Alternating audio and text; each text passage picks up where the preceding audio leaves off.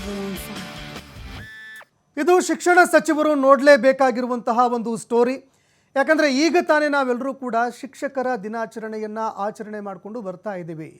ಉತ್ತರ ಕರ್ನಾಟಕದ ಜನ ಏನು ತಪ್ಪು ಮಾಡಿದ್ದಾರೆ ಅನ್ನುವಂತಹ ಪ್ರಶ್ನೆ ಕೂಡ ಇಲ್ಲಿ ಎದುರಾಗ್ತಾ ಇರುವಂಥದ್ದು.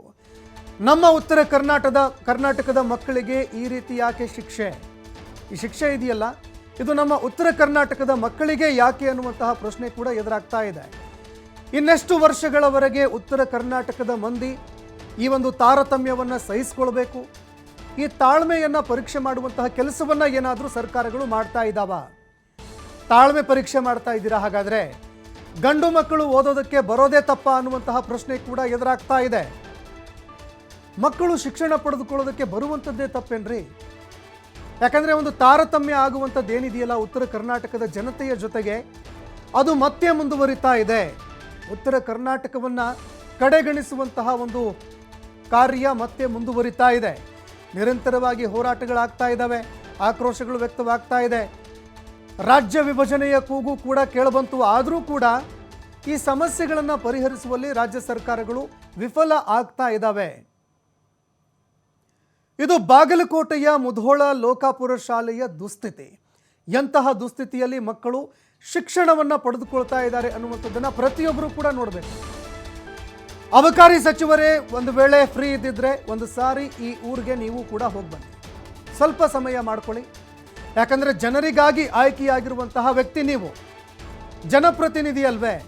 ಅದೇ ಕಾರಣಕ್ಕಾಗಿ ಅಬಕಾರಿ ಸಚಿವರಾಗಿ ತಾವು ದಯವಿಟ್ಟು ಏನಾದರೂ ಸ್ವಲ್ಪ ಸಮಯಾವಕಾಶ ಮಾಡಿಕೊಂಡು ಈ ಊರಿಗೆ ಒಂದು ಸಲ ಹೋಗಿ ಬನ್ನಿ. ಮಕ್ಕಳು ಓದಬೇಕು ಅಂದರೆ ಹೆಂಗ್ರಿ? ಅದು ಹೇಗ್ರಿ ಓದ್ತಾರೆ? ಬರೀ ಓದಬೇಕು ಒಳ್ಳೆ ಶಿಕ್ಷಣ ಸಿಗಬೇಕು ಅಂದರೆ ಅದೇ ಸಿಗುತ್ತೆ?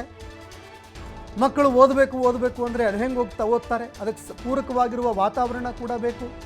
ದಿನದಿಂದ ದಿನಕ್ಕೆ ಶಾಲೆಯ ಮೇಲ್ಛಾವಣಿಗಳೆಲ್ಲವೂ ಕೂಡ ಕುಸಿತಾ ಇದೆ. ಮಕ್ಕಳು ಯುದ್ಧಕ್ಕೆ ಹೋಗುವಂತಹ ಒಂದು ಪರಿಸ್ಥಿತಿ. ಶಾಲೆಗೆ ಹೋಗ್ತಾ ಇದ್ದಾರಾ? ಯಾವಾಗ ಮೇಲ್ಛಾವಣಿ ಕುಸಿದು ಬೀಳುತ್ತೋ ಗೊತ್ತಿಲ್ಲ. ಒಂದು ರೀತಿ ಜೀವವನ್ನು ಕೈಯಲ್ಲಿ ಹಿಡ್ಕೊಂಡು ಮಕ್ಕಳು ಪಾಠ ಕೇಳುವಂತಹ ಒಂದು ಪರಿಸ್ಥಿತಿ.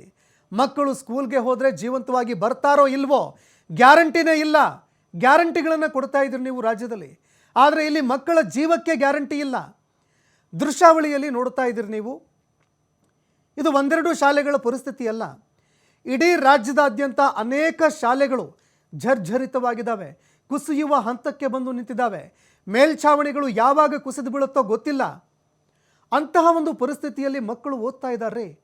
ಓದಬೇಕು ಮಕ್ಕಳು, ನಮ್ಮ ದೇಶದ ಭವಿಷ್ಯ ಇವರೆಲ್ಲರೂ ಕೂಡ, ನಮ್ಮ ಭವಿಷ್ಯದ ಪ್ರಜೆಗಳು ಇವರೆಲ್ಲರೂ ಕೂಡ ನಮ್ಮ ದೇಶವನ್ನು ಮುಂದಿನ ದಿನಗಳಲ್ಲಿ ಕಟ್ಟಬೇಕಾದಂಥವರು.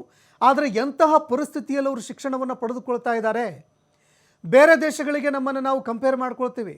ಚೀನಾನೋ, ಅಮೇರಿಕಾನೋ, ರಷ್ಯಾನೋ ಅಂತಹ ದೇಶಗಳ ಜೊತೆಗೆ ನಮ್ಮ ಕಂಪ್ಯಾರಿಸನ್ ಆಗೋದಿಲ್ಲ.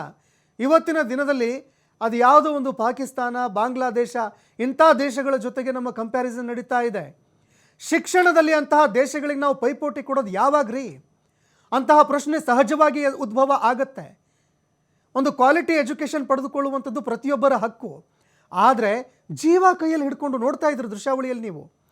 ಮಳೆಗಾಲ ಬಂತು ಅಂದರೆ ಸಾಕು, ತಲೆ ಮೇಲೆ ನೀರೇ ಸೋರ್ತಾ ಇರುತ್ತೆ, ತಲೆ ಮೇಲೆ ಮೇಲ್ಛಾವಣಿನೇ ಕುಸಿದು ಬೀಳ್ತಾ ಇರುತ್ತೆ. ಯಾರು ತಲೆ ಒಡೆಯುತ್ತೋ ಗೊತ್ತಿಲ್ಲ, ಯಾರು ತೋಯಿಸ್ಕೊಳ್ತಾರೋ ನೀರಲ್ಲಿ ಅದೂ ಗೊತ್ತಿಲ್ಲ.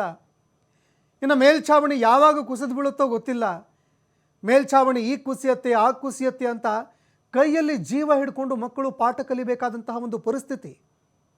ಇಂತಹ ಪರಿಸ್ಥಿತಿಯಲ್ಲಿ ಮಕ್ಕಳು ಓದ್ತಾ ಇದ್ದಾರೆ ಅಂತಂದರೆ ರಾಜ್ಯ ಸರ್ಕಾರ ಏನಪ್ಪ ಮಾಡ್ತಾ ಇದೆ ಅನ್ನುವಂತಹ ಪ್ರಶ್ನೆ ಸಹಜವಾಗಿ ಎದುರಾಗತ್ತೆ.